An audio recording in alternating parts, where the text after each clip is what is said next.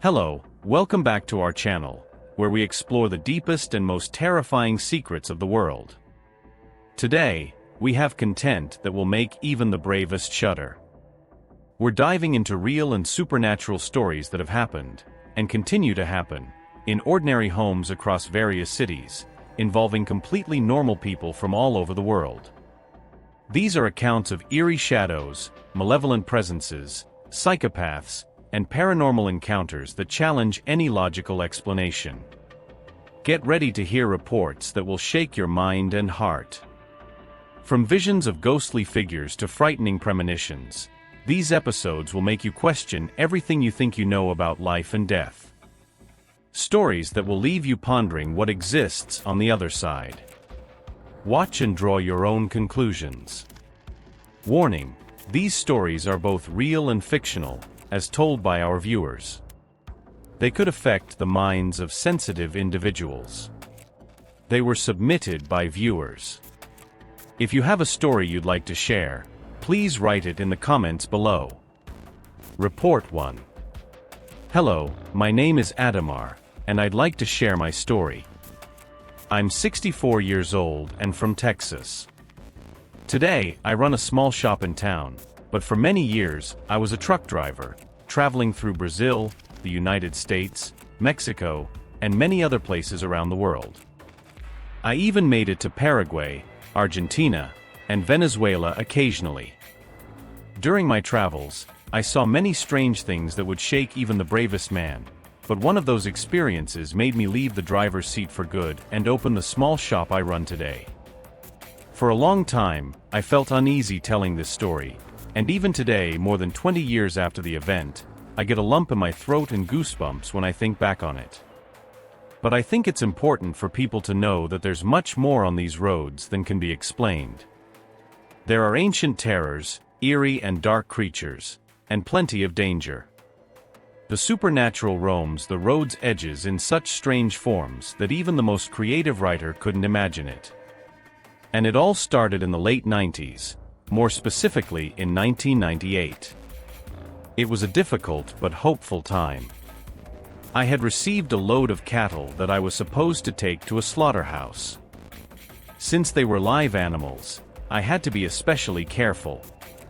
The plan was to leave from the hinterlands of Mato Grosso at dawn on Thursday and drive non-stop until reaching my destination by Saturday morning.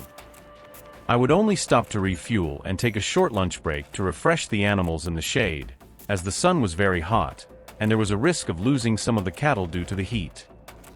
At first, everything went well, the agreed amount, the planned route, and with the truck loaded, I picked up the cattle and set off. For those who don't know the hinterlands of Mato Grosso, you need to understand that everything is far apart. The nearest towns are 100, 200, 300 kilometers away from each other, and the roads are still in poor condition today. So imagine how it was back then: a path through the jungle, surrounded by forest, makeshift wooden bridges, and roads that passed through villages and farms. Not to mention the ferries we took to cross rivers and reach the other side to continue the journey.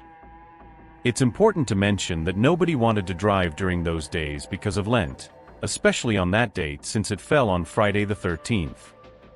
I didn't want to take the job either, but the pay was high, much more than the usual freight rate, and that tempted me.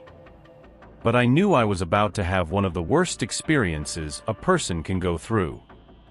At the appointed time, I started my heavy truck, turned on the radio, listened to an old melody, and set off, but not before praying and asking God for protection. I've always been a strong believer in the Virgin Mary, coming from a Catholic family, and I know that helped me, as I was often spared from accidents, robberies, and animals suddenly jumping onto the road during my many years on the road. Everything you can imagine, I survived it, and I'm sure it was the protection of the Virgin Mary and the Christ child that saved me. I even had a picture of them in the glove compartment, a picture I still keep in my small shop today. I was traveling alone, accompanied only by a parrot named Pareco, a cheeky bird that always made me laugh whenever he started cursing as soon as someone entered the cab. He would always greet people with, "Let's get moving, ugly beast." I had taught him that to tease my travel companions, as it was common to travel in pairs on long journeys. The night was quite cool, and a fog began to cover the road, which heightened my attention. But as the sun gradually rose, the temperature increased, and the day became brighter, causing the fog to disappear.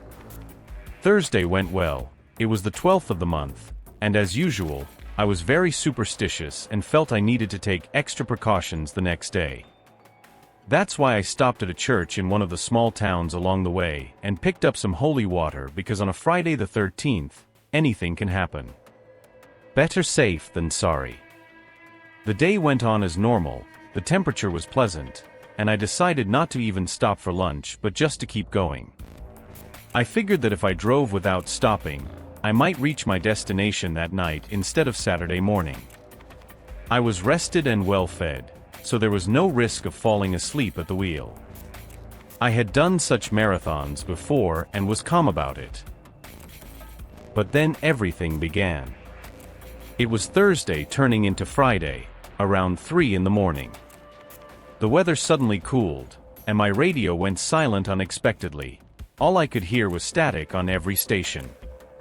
I found it strange because I had driven through this area many times, and this had never happened.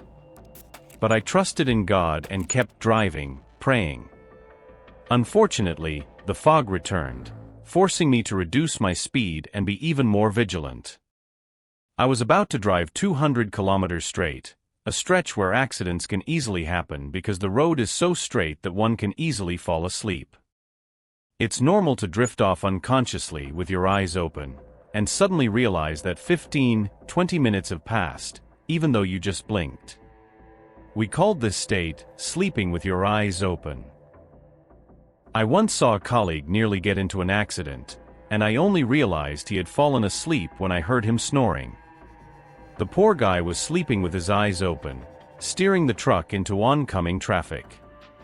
I immediately grabbed the steering wheel, and he woke up startled, but thank God, the shock didn't cause an accident. It's terrifying to see a 20-ton steel behemoth out of control. That's the surest recipe for disaster.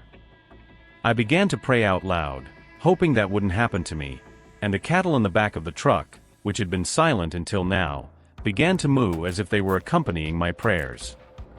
It was a strange sound, almost like a lament, a cry that I had never heard before, which gave me goosebumps. I took the picture of the Virgin Mary and the Christ child out of the glove compartment and placed it on the dashboard, praying for protection. And then I saw a woman on the side of the road, walking in the opposite direction. She was dressed all in white and was pointing to the side as if trying to show me something. I didn't stop but tried to ignore her. A woman in white in the middle of the night on a remote road, that was definitely nothing earthly, especially not where there was only forest and road. I kept driving, praying, and looked at the clock. It was 3 minutes past 3 in the night. They say that's the witching hour, and after what I experienced, I believe it too. I drove for a few more minutes when suddenly, the woman reappeared. It was the same woman in white, making the same gesture. I tried to ignore her, but the feeling of fear began to grow inside me. I looked at the clock again. It was still 3 minutes past 3, which was impossible since several minutes had passed between the first and second apparition. I kept driving, and the woman appeared again. I sped up a bit, but she appeared 3 more times. Each time I looked at the clock on the dashboard, it showed 3 minutes past 3. Then I heard a noise behind me. It was Pareko the parrot saying, "Let's get moving, ugly beast," something he always said when someone entered the cab. I got goosebumps, but I didn't turn around or look in the rearview mirror. Do you know that feeling when someone is behind you? That's exactly what I felt, such fear that it almost paralyzed me. But something told me not to turn around, no matter what happened. Pareko kept talking, but his voice no longer had the cheerful tone parrots usually have. Instead, it was an eerie voice as if he himself was afraid of what he saw. I started praying out loud again, my voice being my shield, and whatever was with me in the cab wouldn't harm me as long as I kept praying. The cold intensified, and the fog grew even thicker. Despite the headlights being on, I could barely see a few meters ahead. Slow, exhausted breathing approached my ear, and a foul smell of death filled the cab. I could almost feel the thing right behind my neck, with its demonic, icy breath. "Let's get moving, ugly beast," Pareco repeated, as if he was warning me about what awaited me. The clock still showed the same time, and I began to panic. It got even worse when I heard the thing whisper, "Aren't you going to turn around and look at me?" It was my mother's voice. I recognized it immediately. The only problem was that my mother had been dead for over 15 years. I slowed down as the fog became denser, trembling with tears in my eyes and a dry mouth from fear. I pulled over to the side of the road, turned on the hazard lights, and slowly opened the truck's door.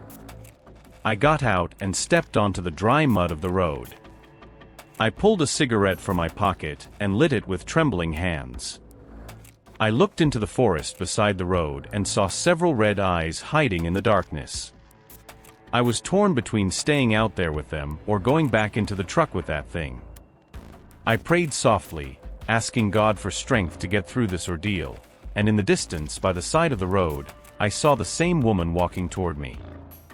Her white dress, I could now clearly see her face. It was pale, and her long hair hung over her shoulders. I thought about running, but where to? I couldn't walk away from here, and there was no way to drive the truck with that thing inside. The woman in white got closer and pointed toward the forest. As she walked, she seemed to float as if she wasn't touching the ground, but her long dress prevented me from seeing her feet. "Let's get moving, ugly beast," the parrot repeated. "Hey, everything all right with Mom?" the thing in the cab said, and the eyes in the forest glowed even brighter watching me. I decided to look in the direction the woman was pointing and saw small white dots flickering. There were countless, like candle flames, and a procession began to emerge from the fog. The woman, now only a few meters away from me, whispered as she passed by, "Lie under the truck and hide." The cold was now almost unbearable, and without hesitation, I obeyed. I crawled under the truck and watched as skeletal feet walked by and surrounded the truck. The sound of the procession grew louder, incomprehensible. Some of these things opened the door and got into the cab, while others climbed onto the bed, much to the terror of the cattle, who bellowed in fear.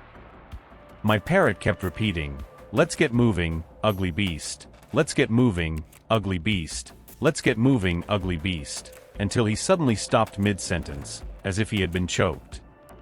The cattle were now screaming as if human voices were coming from their mouths, voices filled with pain.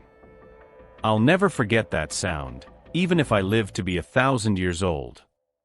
I hope I never experience anything like it again. I lay there for at least half an hour, my head practically buried in the dirt, until everything went silent. The fog gradually began to clear, and the eyes in the forest disappeared as if by some macabre magic trick. I didn't leave my hiding spot right away. I waited a while longer. When finally, a car drove by on the road, I gathered all my courage and stood up. I found myself alone, dirty and trembling, on the dark roadside. I walked to the truck's bed to check on the cattle and found that they were still there, but their skin was scratched and torn as if claws had injured them. Blood dripped from the wounds, and their eyes were now empty as if they were staring into nothingness. Determined to keep going, I got into the cab where I found my parrot dead.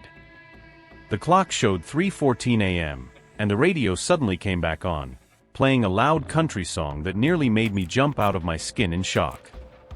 I started the truck and kept driving, praying that this cursed journey would soon end and that everything would be okay in the end.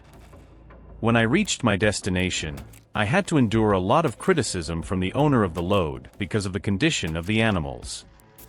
I said nothing. After all, who would believe me? I simply accepted the pay cut and returned home. I thanked God, the Virgin Mary, and the Christ child for saving me from that situation. After that, I became disillusioned with the truck driving profession, sold my truck, and opened a small shop. I never worked as a truck driver again and closed my shop during Lent, taking a vacation for my employees and going to the coast of Bahia. To this day, I wonder what really happened that night, but I prefer not to know. Some things are better left unquestioned. What I regret most is the death of my parrot, Pareco. What terrible power can frighten an animal to death? We don't know, and often ignorance is the greatest blessing a person can have. Thank you for allowing me to tell my story. I wish you a good night, hopefully less grim than mine. Report 2. Hello, my name is Roberto. I'm 67 years old and from rural Minas Gerais, but I've spent most of my life on the roads of Brazil. I'm retired now, but I used to be a truck driver, a job that took me to the most remote places in this country, from the icy mountains in the south to the arid plains in the northeast. I've seen many strange things, but there's one story that still gives me chills when I think about it. It was the early 2000s, and I was on one of my last trips before retirement. I had picked up a load of wood from the interior of Para, which was to be delivered to Sao Paulo. Back then, the roads were even worse, and the routes we used to avoid tolls were real paths in the middle of nowhere, cutting through dense forests and forgotten villages. I was known for being brave and taking on any journey, but this one left a mark on me that I'll never forget. The journey started well, and I had the entire plan in my head. We set out on a Tuesday, and the forecast was that we'd arrive on Sunday, with breaks at a few strategic points to rest. I was accompanied by my loyal friend, a mixed-breed dog named Max, who always traveled with me. He was my companion on the road, always alert, but something was different on this trip. On the night from Wednesday to Thursday, we were driving through a deserted stretch, where the road was just a straight line cutting through the infinity of a dense forest. It was the kind of place where you don't see a living soul for miles, and you occasionally pass through a village so small it looks like a ghost town. The night was cold, and thick fog covered the road, forcing me to slow down. Max, who was always excited during trips, started behaving strangely. He growled at nothing, his fur standing on end, and he refused to leave the passenger seat as if something outside scared him. I tried to stay calm, turned on some music to ease the tension, but the radio only picked up static. Then, in the middle of this thick fog, I saw something that made my blood run cold. Standing by the side of the road was a figure. It was a woman with long black hair and a white dress that seemed to float. She stood there completely still, and her eyes, though from a distance, glowed in a supernatural way. Instinctively, I slowed down, but something inside me told me not to stop. I kept driving, trying to ignore what I had seen, but the feeling of fear was overwhelming. Minutes later, Max started barking desperately, and to my horror, the same woman appeared again by the roadside, but this time much closer. It was as if she was following me. My instinct told me to speed up, but the fear paralyzed me. The third time I saw her, she was standing in the middle of the road, and I nearly lost control of the truck as I swerved. Now I knew this wasn't normal, it wasn't something of this world. Whatever it was playing with me. I pulled the truck over to the side of the road, my heart pounding so hard I thought it would burst out of my chest. Max curled up and shook with fear, something I had never seen him do before. I looked around, but the fog was so thick I could barely see the road. Then I heard a sound I will never forget, slow dragging footsteps approaching the truck. The fear overwhelmed me, but I couldn't stay there. I decided to get out of the cab, my legs trembling, and walked around the truck, searching for an explanation. That's when I saw, in the darkness beside the road, a group of people approaching. They weren't normal people. Their faces were pale, almost transparent, and they made no sound as they walked.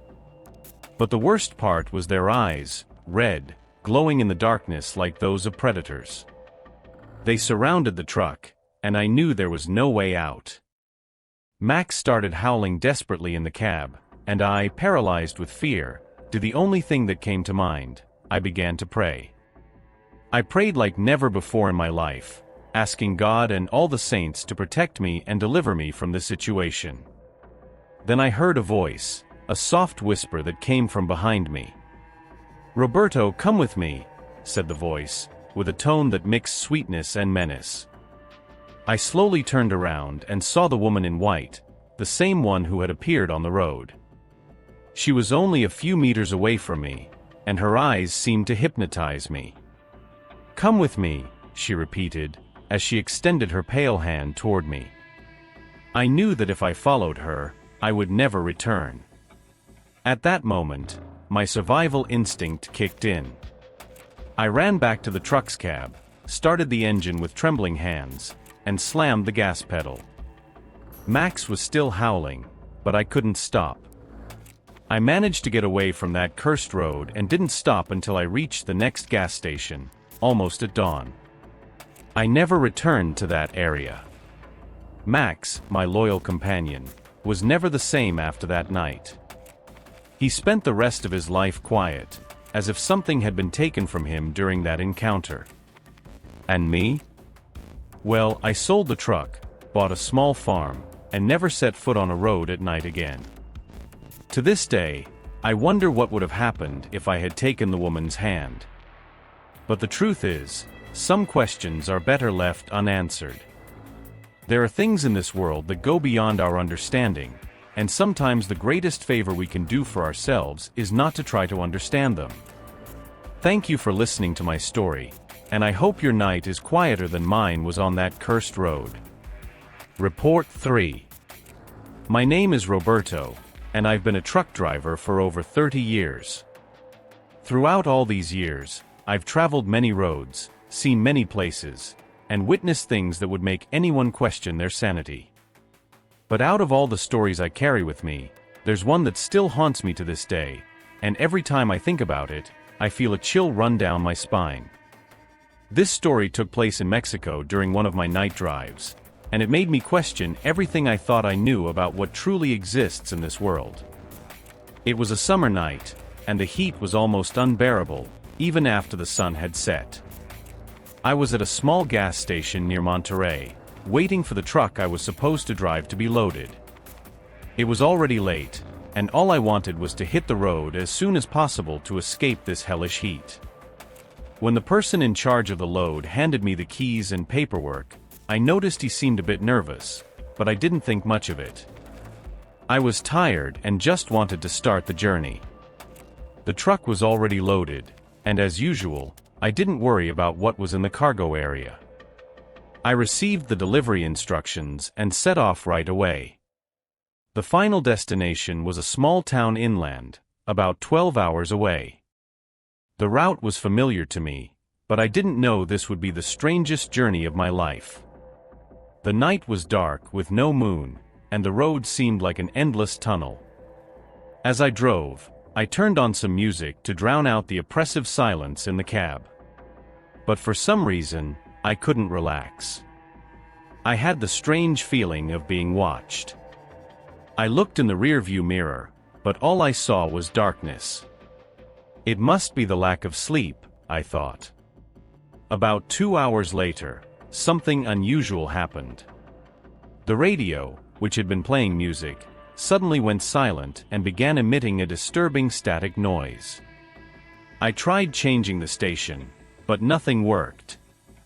I turned the radio off and continued driving, trying to ignore the uneasy feeling. Then suddenly, my heart began to ache in an inexplicable way, a sense of fear that seemed to grow with every mile.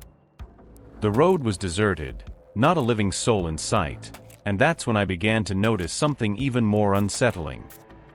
Out of the corner of my eye, I saw shadows moving along the roadside, but when I looked directly at them, nothing was there. Were my eyes playing tricks on me?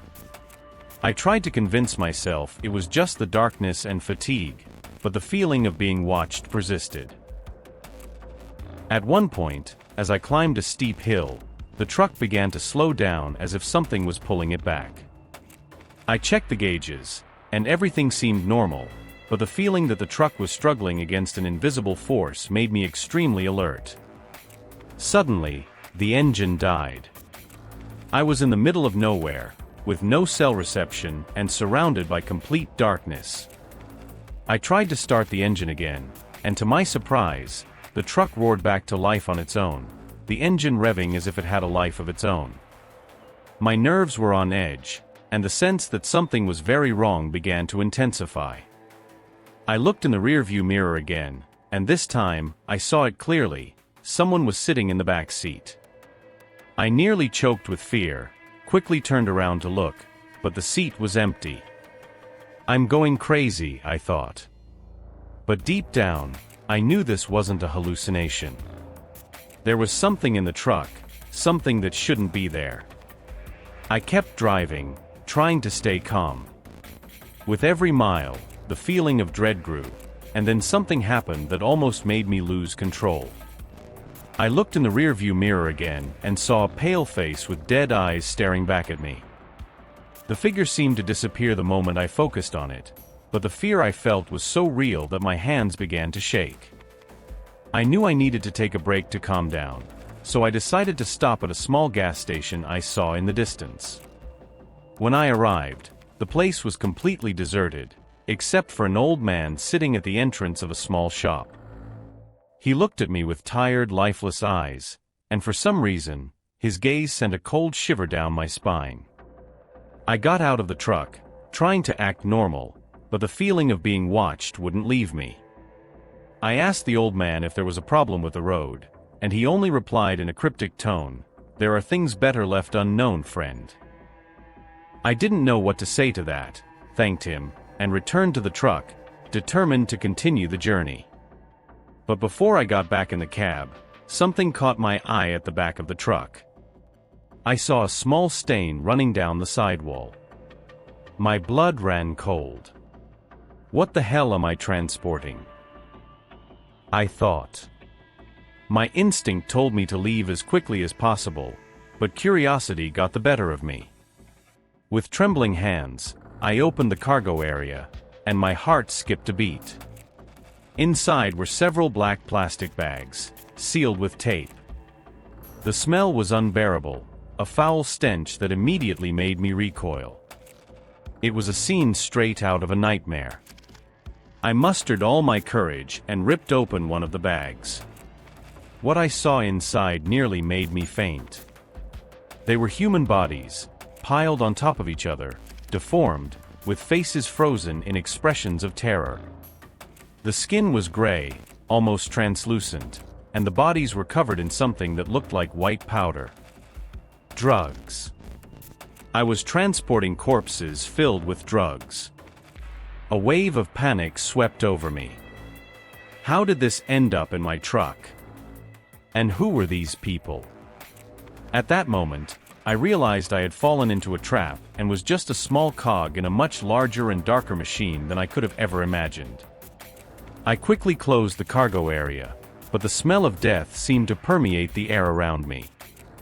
I looked over at the old man, who was still watching me from a distance, and I understood that he knew what was going on. "You knew, didn't you?" I shouted, but he only smiled sadly and walked into the shop, disappearing into the darkness. I decided to flee, to leave the truck there and run as far away as I could. But when I started the engine, something prevented me from moving the vehicle. It was as if an invisible force was holding the truck in place. The radio turned on by itself again, and this time, a deep, almost inaudible voice began to speak. "You shouldn't have looked." My entire body trembled. What was happening here? And then, before I could react, the truck began to move on its own. The cargo doors slammed shut with a force as if they wanted to trap me inside. The engine roared, and the vehicle sped down the road as if it had a life of its own. I tried everything to stop the truck, but nothing worked. It was as if I was just a passenger on a ride with no return. The road grew narrower and darker, and thick fog began to envelop everything around me. The shadows I had seen earlier on the roadside were now inside the truck, and voices whispered incomprehensible things in my ears. I felt like I was being taken somewhere, but I didn't know where. And then the road ended. The truck came to an abrupt halt, and silence filled the air. The cargo door opened by itself, and I stepped out, barely able to keep my balance.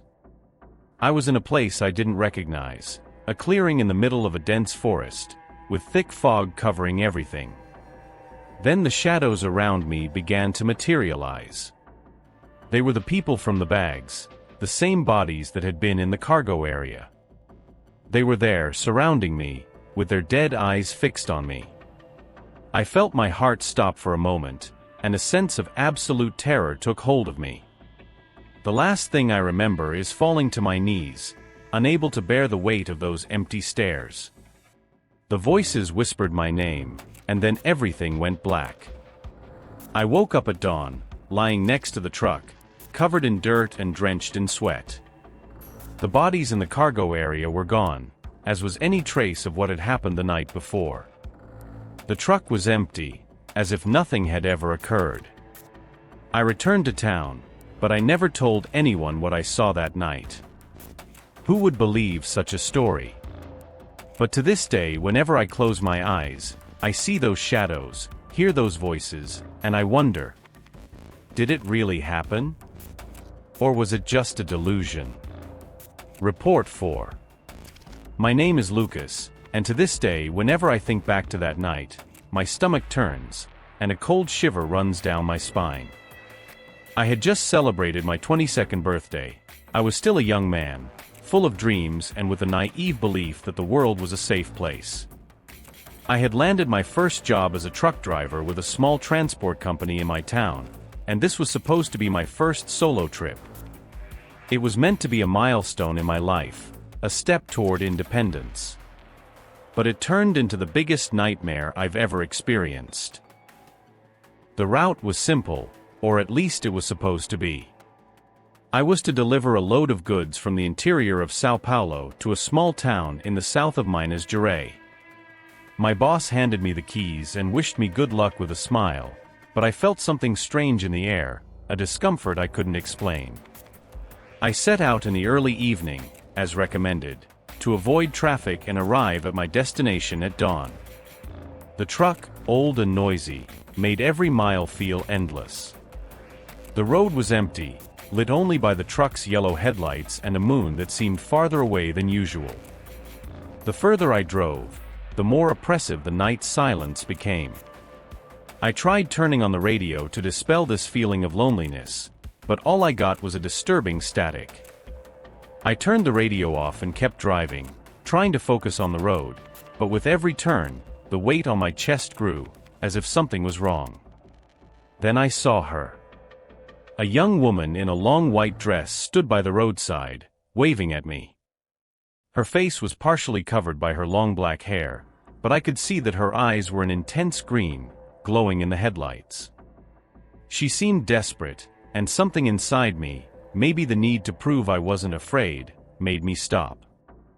I pulled the truck over and rolled down the window. She approached with light steps, almost floating. Her face was beautiful, but there was something eerie about her expression, something I couldn't immediately identify. "Can you give me a ride?" Her voice was soft, but there was an urgency in it that made me hesitate for a moment. I shouldn't have stopped, I should have just kept driving, but how could I refuse help to someone in such a vulnerable situation? With a nervous smile, I unlocked the door and let her in. She sat in the passenger seat, and the first thing I noticed was the cold that suddenly filled the cab. It was as if the temperature had dropped instantly. I tried to start a conversation, but her answers were short, almost monosyllabic. She stared straight ahead, as if waiting for something, and occasionally glanced at me with a look that sent chills down my spine.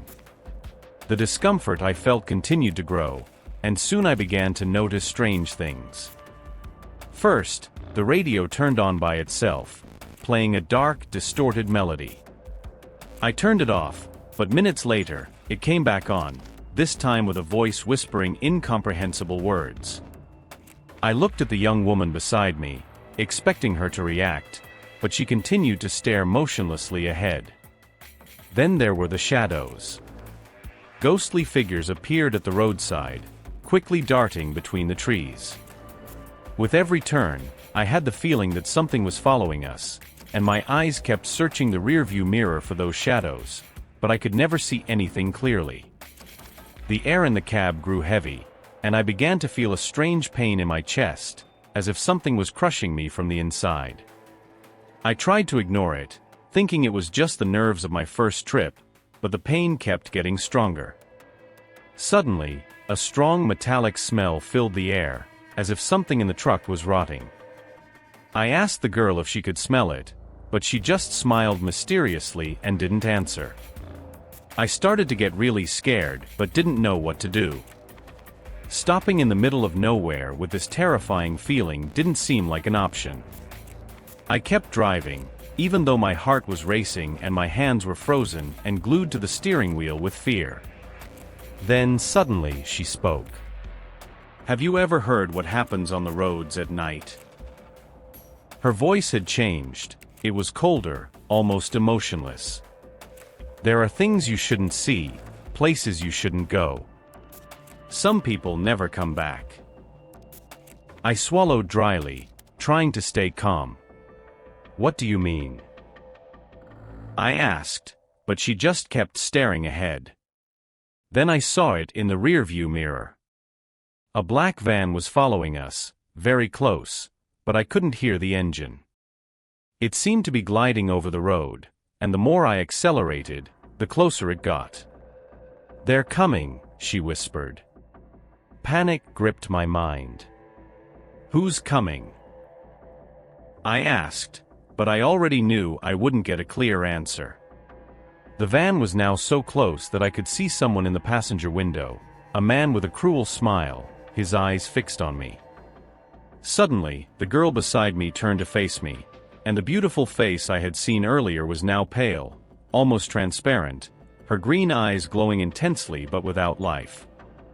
"Stop the truck," she commanded, but her voice seemed to echo in my head, almost hypnotizing me. I fought the urge, but my hands began to turn the steering wheel on their own, forcing me to pull over. "Stop now," she repeated, and I was on the verge of giving in when the radio turned on again, this time with a deafening scream that echoed through the cab, snapping me out of the trance. At that moment, courage took hold of me. I steered the truck off the road onto a dirt path as the van sped by. The girl began to scream, a mix of rage and desperation, and I realized that whatever she was, she couldn't be human. Without thinking, I jumped out of the truck and ran, leaving everything behind. I hid among the trees, panting, my heart pounding like never before. I watched as the van stopped next to the truck, and the man got out, accompanied by two others.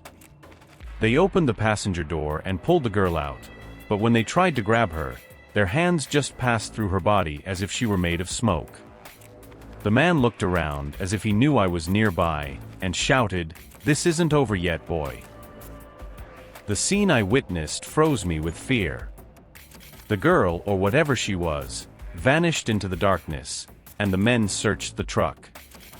They found something in the cargo area, but I couldn't see what it was. Suddenly, one of them yelled at the others, and they quickly returned to the van and disappeared down the road. Hours later, as dawn began to break, I mustered all my courage and left my hiding place. I returned to the truck, which was now completely empty. The feeling of relief was short-lived until I noticed dried blood on the passenger seat. And then I felt a sharp pain in my right side. When I lifted my shirt, I saw a crudely applied bandage. My body began to tremble uncontrollably, and the truth hit me like a ton of bricks. I had been drugged. Somehow, they had caught me while I was paralyzed with fear. They had removed one of my kidneys. They had used me as another victim in their macabre organ trafficking operation. But what about the girl? And why did she seem to want to warn me in a strange way while leading me into the trap? I returned home and slowly recovered from the physical trauma, but the psychological scars never went away. To this day, I have nightmares about that night, about the black van, and about the girl's face that haunts me even in my dreams. No one believes my story, and maybe it's better that way. But every time I drive past a deserted road at night, I feel my heart race and a cold shiver run down my spine. It's as if something is telling me that the danger is still out there, lurking in the darkness. I never found out who those people were or what really happened that night. But one thing I know for sure, there are things on the roads that go beyond our understanding, things that hide in the darkness, waiting for those who, like me, are naive enough to stop and offer a ride. And sometimes, the only thing left to do is live with the uncertainty and fear that one day, they might return to finish what they started. Report 5. My name is Marcos, and a decade ago, I made a decision that would change my life forever. I was a truck driver, and at that time, I had one goal: to provide a comfortable life for my future wife, Anna. We were just days away from our wedding, and money always seemed to be tight. So, I decided to take one last trip before the big day to earn a little extra money for the celebration. A simple drive from Veracruz, Mexico, to Monterrey. A route I had driven dozens of times. But that night, something was different. The drive began uneventfully. The sun had already set when I left Veracruz. The road was empty, which was normal for that region, but there was an unusual stillness in the air, a feeling of emptiness that made me uneasy. Normally, I would pass the time chatting on the radio with other truck drivers, sharing stories and jokes to fend off boredom and fatigue. But that night, the radio was almost completely silent. I heard my colleagues' voices only once or twice, speaking in low, almost whispering tones. It seemed like no one wanted to talk much, as if everyone felt the same tension in the air. I decided not to pay much attention to it and continued driving, determined to finish the trip as quickly as possible. But the further I drove, the more I noticed something was wrong. The clock on the dashboard showed midnight, and the full moon illuminated the road, but there was no sign of life. No cars, no pedestrians, nothing. Just the sound of the tires on the asphalt and the hum of the engine. A shiver ran down my spine, and the weight of loneliness began to intensify. About halfway through, I saw the lights of another truck ahead of me. I recognized it immediately. It was Joao, an old friend who often took the same route. I pulled closer and turned on the radio. "Joao, how's it going up there?" I asked, trying to sound casual, but the reply didn't come right away. It took a few seconds before a quiet, hesitant voice broke the silence. "Marcos, you shouldn't be on this road tonight." The voice was unmistakable, but there was something in it that sent a chill down my spine. "Why? What do you mean?" I asked, now more serious, trying to understand what he was implying. A long, uncomfortable silence followed, and then he finally replied, "There are things you don't understand, things you shouldn't see. Just keep driving and don't look back." The communication abruptly ended, and the radio went silent. My heart began to race, and I started sweating, even though the cold night air was blowing through the window. Something was very, very wrong. But I couldn't stop, not here. Not in the middle of nowhere. I decided to keep going, but something inside me couldn't forget Joao's words. A few kilometers later, something truly disturbing happened. The radio turned on by itself, and I heard a series of unintelligible whispers. I tried adjusting the frequency, but the voices remained, as if they were coming from within the truck. I turned off the radio, but the whispers continued, now seeming to come from all around me, wrapping me in a cloak of darkness. My heart raced, and panic began to overwhelm me. I looked in the rearview mirror, and then I saw it. A shadow, large and distorted, stood in the middle of the road, at some distance. My eyes tried to focus, but the figure seemed warped, as if it didn't belong in this world. A wave of terror washed over me. The figure didn't move, but I knew it was watching me. An ancient fear began to rise in my throat, and without hesitation, I accelerated the truck. As I drove forward, I noticed that the shadow in the rearview mirror remained in the same spot, no matter how fast I went. It was always there, like a dark stain in my mind. I began to pray softly, asking for protection and trying to dispel the growing fear that threatened to paralyze me. Then the shadow suddenly disappeared. But the relief was short-lived.